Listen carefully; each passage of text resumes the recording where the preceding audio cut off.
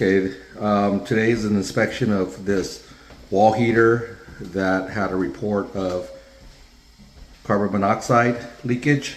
So I have a meter here for carbon monoxide, and first thing we're going to do is check the flame, which is burning a little bit on the orange side, which it shouldn't be.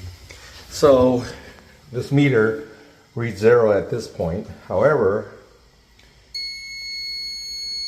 it goes into a high alarm and has carbon monoxide. So we're going to take this thing apart and see what's going on, but it does not look good. Okay, we've adjusted the gas pressure on it to 3.0. It was reading really high at 4.5, so we've made some adjustments. Okay, so now we have a reading of 94.7 for CO2 on the left, and on the right it's carbon monoxide, CO, which is reading 0, which is perfect. It was going off at about 400 something when we started up right away. And what we did here, we took apart the whole thing. We cleaned the whole chamber here. And on the bottom here, we have gas pressure testing. So we had to make an adjustment there from 4.5 to the right setting of anywhere from 3.0 to 3.5.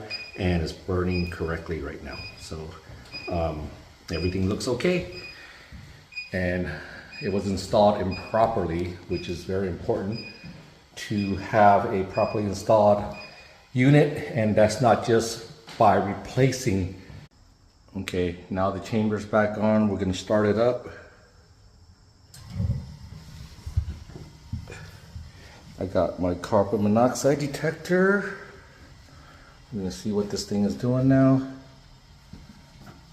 Nothing.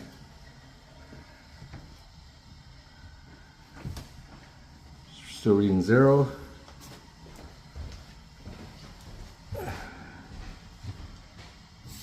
Still reading 0. It's on. The flames are nice and blue.